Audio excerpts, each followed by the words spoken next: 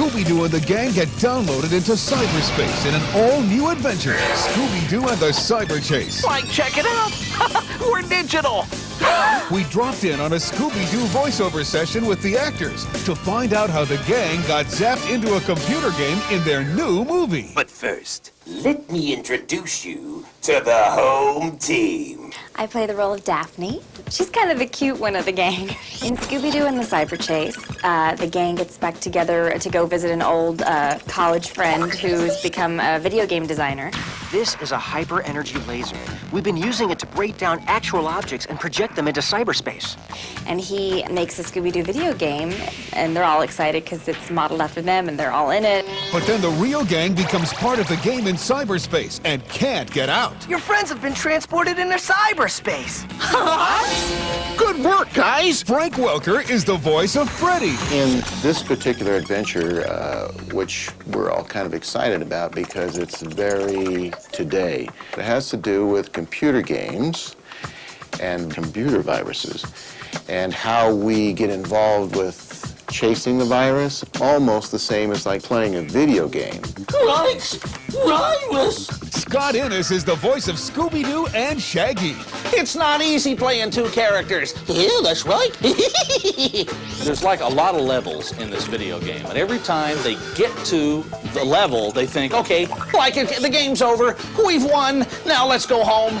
Welcome to Level 2 game players, where things get a little tougher. The object of the game is just to find the Scooby snack at each level, and each level it just gets more and more difficult to do that. When they find a Scooby snack, they're able to move onto a more difficult level and eventually win the game and go home. So where are we now? And I think we're into like 3 or 4 or 5 levels before the whole thing, before everything goes like crazy, bonkers. Like, Speaking of lunch, we didn't even get to keep the Scooby snacks from the moon level. Come on, guys. Cyberspace is only one destination for Scooby-Doo and the gang. Some levels send the gang to amazing places, and some levels send them back in time. Friends, Romans, and spooky gladiators, all hail Emperor Scooby! we all know about those bugs and those can I say the V word? Viruses. Stop that dog. In Scooby-Doo and the Cyber Chase, I played the Phantom Virus, which is sort of a computer-generated virus it's in a game, but because the game has a way of snatching things from reality and bringing them into the game, my character sort of gets out into reality. Like a computer virus with a real mean streak and a bad personality. My role here is to be the dark, raspy, attack the Scooby-Doo clan at any rate, at any speed, at any need necessary. We just attack. And now, for the home team's mascot. The lions got the Scooby snacks! They get thrown into prehistoric times and different situations, and of course Velma always has a lot of information at her fingertips. She knows about woolly mammoths, pterodactyls. You can go to her for any information. They get chased around by the computer virus to all these different computer worlds, and they end up back in what they think is their town, but they end up running into their cyber alter egos. They encounter their video game clones that are actually based on the original TV series. There's 2 Daphnes and 2 Velmas and 2 Freddys and... Nice ascot. Works for me. I thought it would be funny if the cyber Freddy was flirting with Daphne and the real Freddy got a little mad, but they didn't like that idea. Did I really wear that years ago? That jacket with that skirt? Now, what's funny about this whole thing is, let's face it, we're in the year 2000. So, some of the wardrobe has changed a little bit. So there's 2 Scoobies and 2 Shaggies. Thanks a lot. We just hiked through miles of jungle and still can't find the Scooby snacks. Well, we'd better. Otherwise, we'll be stuck in this level forever. It's a long process of designing the characters, match the character types, the personalities. So how do they get into character? I play Velma, the smarty pants, with the turtleneck sweater and the glasses, which I actually wear to the session. It sort of gets me in the mood. And that's how you get into the character of Velma. You put on the turtleneck, get the glasses on, and I go, Chinkies! You're the characters in Eric's video game. And you're from the real world. Jinkies! Velma, give me one more for 47 and just underline Roman Coliseum. We don't see anything. We're just sitting at a music stand with a microphone. And you know what? Make it more of a speech, grander, bigger. Colette Sunderman directs the gang with an occasional Scooby snack. For once, I'm not in the mood for Scooby snacks. I'm their coach, their cheerleader, their #1 fan. They know what they're doing. I'm just there to make sure we get the right reads. If they need to project, I have the picture in front of me, so I'm their eyes for the storyboard. When the dust settles, we see these skeleton gladiators come out. The director, when we're just doing a few pages, can give you the setup. Daphne, as you say, it's beautiful here. You're actually just have picked a flower from the jungle and you're putting it in your hair. Okay. The easiest way for me to get exactly what sort of intonation she would have saying this place is amazing, you know, is I went, you know, this place is amazing. Oh, that was too close. I have an idea. Why am I straining? Am I trying to get out of ropes? Am I stuck in a tree? You know, what's going on? She's really good at just getting a great performance out of you. She's got good instincts. No, that felt a lot better. How about you?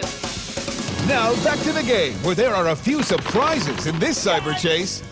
How's this for a heavy hitter? The Phantom Virus, he's probably one of the few villains that you can't pull his head off. And unlike some of the other villains that turn out to be people, he's really a true villain. And then there's, of course, a surprise villain at the end, which I'm not at liberty to disclose. Surprising villains and a possible romance. Gee, why is it that you always pair off with Daphne, Fred? Well, there's more relationships developing between maybe he and Daphne. We're not too sure about that, but there maybe. I think they're seriously in L-O-V-E. Yeah, nobody ever talks about it, but actually this episode is, I don't want to give anything away, but it's the first kiss. That was very brave, Freddie. Oh, boy.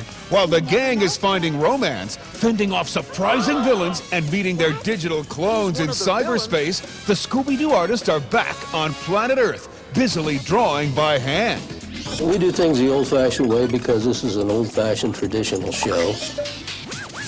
We like the looks of it that way. Computer animation still doesn't have the warmth that the conventional hand-drawn stuff does. Character stuff, expressions, things like that have to be done the conventional way. It is labor-intensive. And yes, it's one of the last of the handmade crafts, I guess. In this computer-generated age, it still takes an artist with amazing skill to put the life into the Scooby characters. It takes an animator to animate on a computer. The computer doesn't know anything without being told.